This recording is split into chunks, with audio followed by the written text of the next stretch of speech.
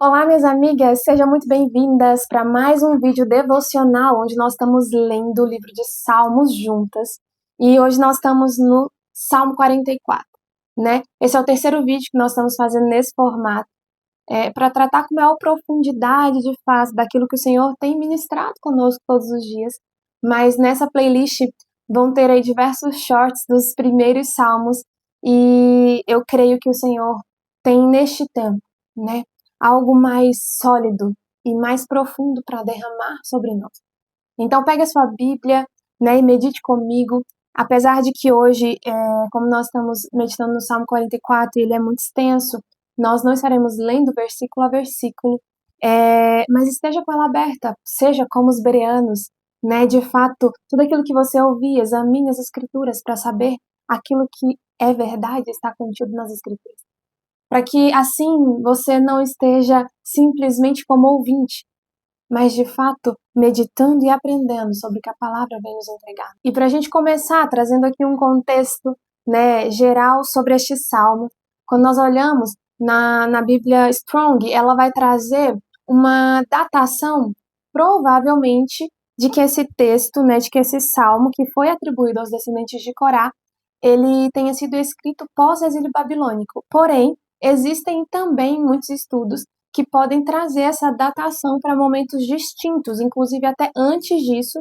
ou no próprio momento em que Israel estava sendo ali, né, levado para cativeiro pela Babilônia. Então, o Salmo ele vai começar trazendo uma memória do poder e da glória do Senhor, que havia acompanhado Israel durante todo esse período. É como se o salmista estivesse lembrando desse braço poderoso do Senhor estendido sobre Israel, e de que todas, como não, ele estava fazendo isso, e de que toda a vitória, né, que inclusive fala assim, eu não confio em meu arco, não conto com a minha espada para me salvar, tu nos concede vitória sobre os nossos inimigos e envergonhas os que nos odeiam. Era exatamente assim que eles conheciam a história, porque lhes foi contado por seus antepassados. Só que agora eles estavam enfrentando uma crise. E que crise é essa? Porque eles sabiam quem era Deus, eles sabiam o que Deus tinha feito, mas agora eles estavam se vendo abandonados por esse Deus que tanto cuidou de Israel. Eles se viram rejeitados e sentindo que foram entregues a preço de nada para a corte, para a coroa, para a Babilônia, sei lá, ou para aquele que os estava perseguindo. Mas quando nós vamos olhar para esse texto, do ponto de vista do Evangelho de Jesus, né? Porque aqui esse povo ele estava se sentindo dessa forma e atribuindo quase que como se fosse uma injustiça. Eu estou dizendo isso porque é o dilema exatamente que se perguntam: por que os bons sofrem? Quem nunca fez essa pergunta, né? E principalmente a cabeça dos jovens, essa pergunta permeia muito forte naquele momento em que se vê muita injustiça, pessoas boas sofrendo, sendo, né, ali vítimas de outras tão ruins, e aquelas que são tão ruins, aparentemente, né, desfrutando de certa impunidade. Então, é uma pergunta que ecoa na mente da humanidade desde que o mal entrou na Terra. Por que pessoas boas sofrem? E, de fato, é uma resposta que talvez eu não consiga te dar aqui neste vídeo, e que talvez ninguém consiga dar ela em uma plenitude de, sabe, que vai talvez até estancar essa pergunta. Nós continuaremos com essa pergunta. Mas, sobretudo, eu quero olhar para ela do ponto de vista do Evangelho, por quê? Porque, mais uma vez, o salmista vai seguir e vai dizer: mas por causa de ti, nós enfrentamos a morte todos os dias, somos como ovelhas levadas para o matadouro. E nós sabemos que há um que foi, de fato, entregue verdadeiramente como ovelha muda ao matadouro, sem ter pecado algum. Porque Cristo, ele foi entregue para morrer na cruz. E ele sentiu uma dor que eu e você jamais sentiremos, sem ter nenhum pecado. Mas aqui, quando ele vai dizer também: vendeste o teu povo por uma ninharinha, ou seja, a preço de nada, nós vamos saber que esse mesmo Cristo que se entregou, nessa cruz e foi como essa ovelha para o matadouro. Ele nos comprou com preço de sangue, por um alto preço.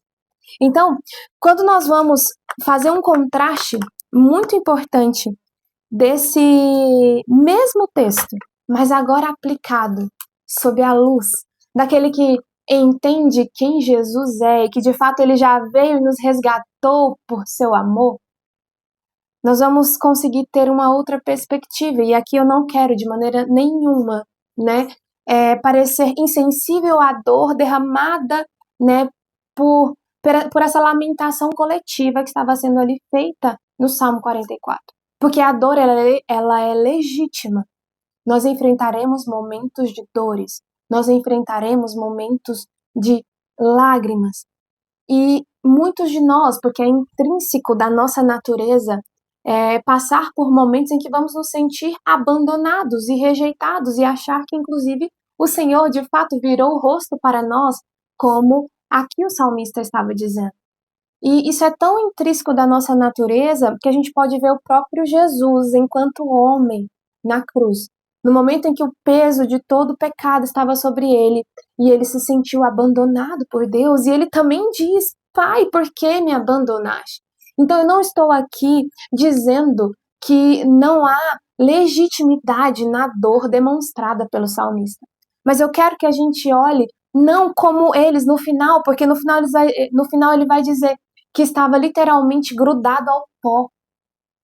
Ele estava se sentindo sem esperança. Mas quando nós vamos olhar para a palavra do Senhor do ponto de vista do Evangelho, é onde reacende em nós essa esperança, porque há um Deus que nos ama, independente de qualquer situação, e o amor dele está conosco, independente de qualquer situação. E nós precisamos ter isso como convicção nos nossos corações, assim como Paulo, aonde ele vai falar justamente sobre que nada pode nos separar do amor de Deus. E ele traz esse texto respondendo a uma pergunta. A pergunta foi o que nos separará do amor de Cristo?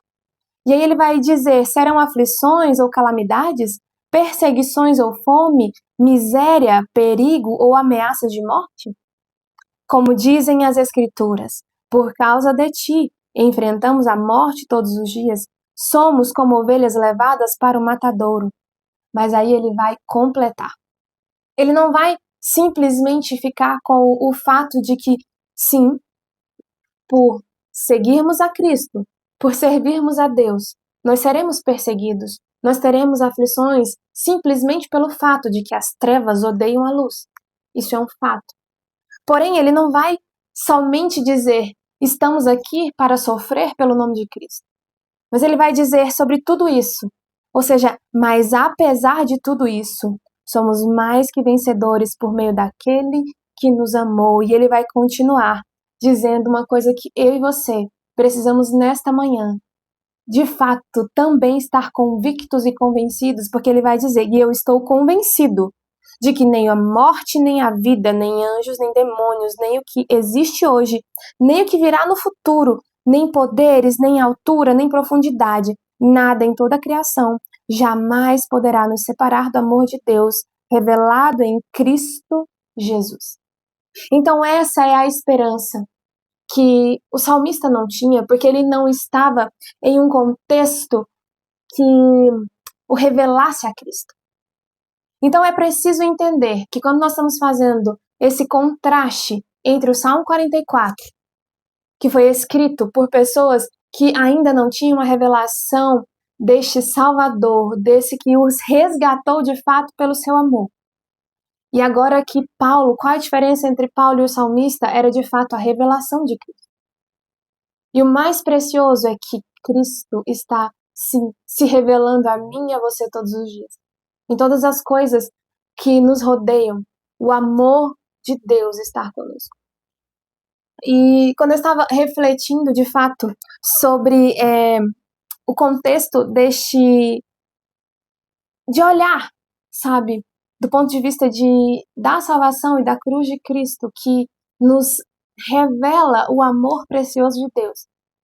Eu vou entender e nós vamos até linkar ali com o começo do Salmo, Porque no começo ele vai trazer tudo aquilo que o Senhor fez, toda a mão poderosa do Senhor que estava sobre aquele povo. E não quer dizer que no tempo em que eles estavam no exílio, a mão do Senhor não estava com eles, porque nós vamos ver várias menções, várias histórias ainda na Bíblia de quando esse povo estava no tempo de exílio e a mão poderosa do Senhor os livrando, os salvando, aqueles que permaneciam fiéis. A gente vai ter ali Daniel na cova dos leões, a gente vai ter Sadraque, Mesaque e Abednego na fornalha. Nós teremos Esther e o povo judeu sendo ali, de fato, com um decreto de morte.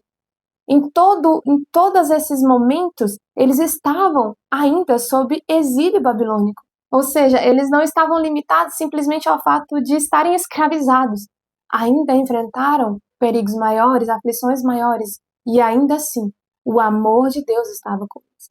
E o que eu quero dizer com isso? Eu estava vendo há um tempo atrás uma ministração da Nívia Soares, onde ela falava que o Senhor, ele sabe como trabalhar na vida de cada um de nós.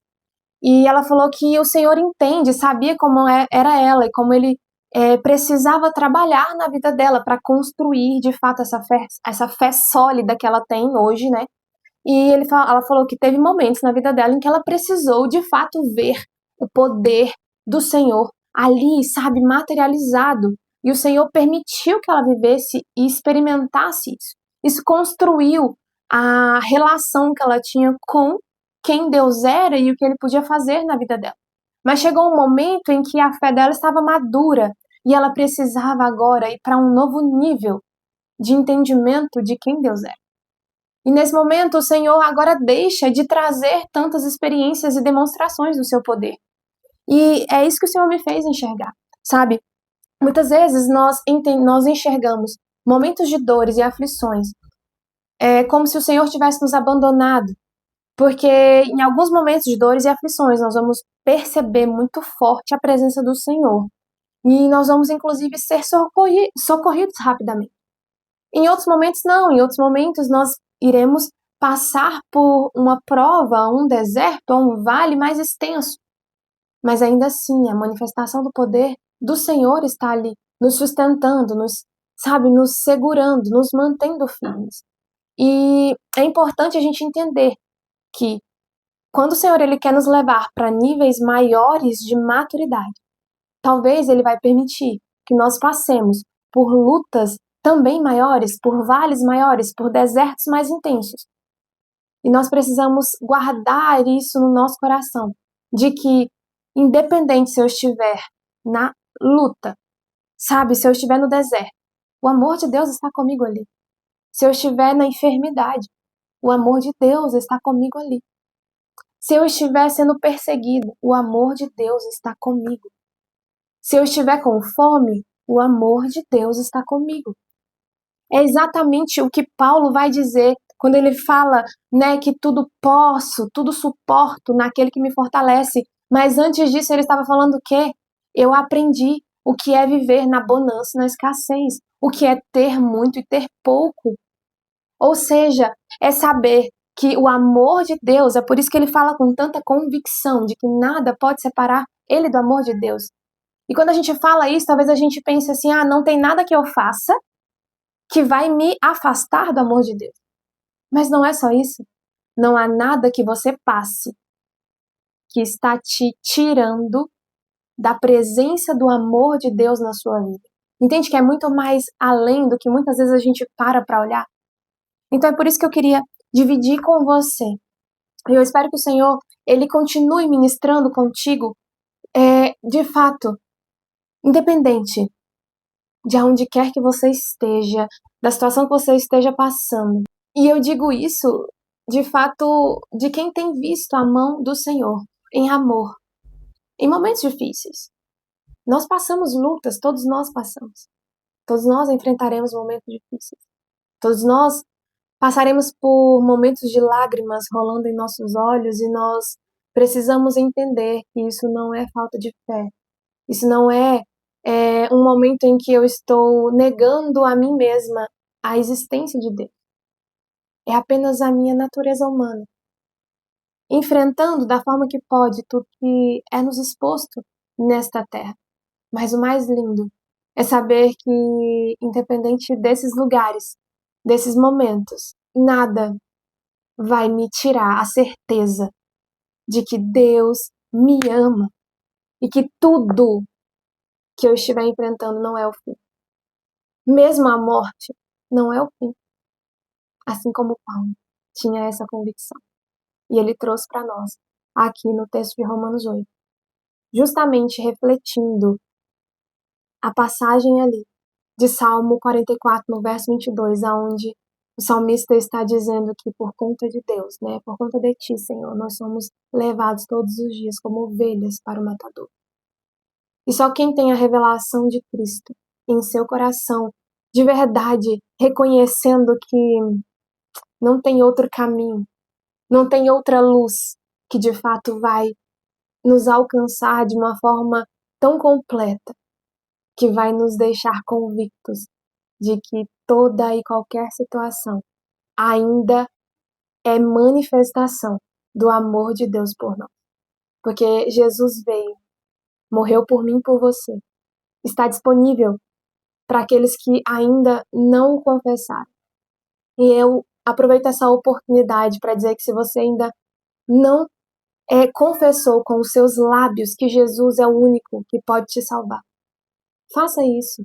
Feche seus olhos e declare: Senhor, eu entrego a minha vida a Ti, eu reconheço que sem Ti eu não posso, sabe, me salvar. Não há nada que eu faça, não há bondade suficiente em mim que seja capaz de me salvar por mim mesmo. Eu preciso de Ti, Jesus.